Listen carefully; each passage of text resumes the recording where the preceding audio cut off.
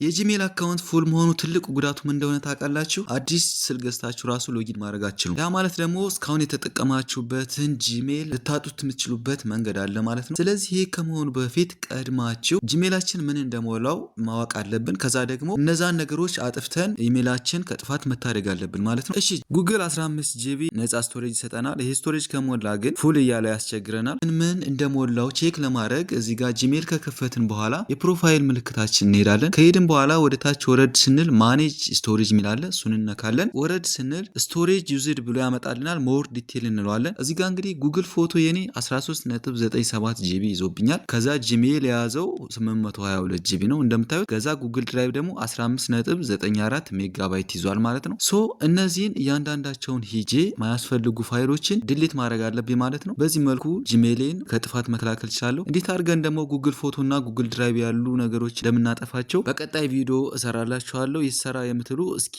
ይሰራ እያላችሁ ኮሜንት ላይ አስቀምጡልኝ። ባባይ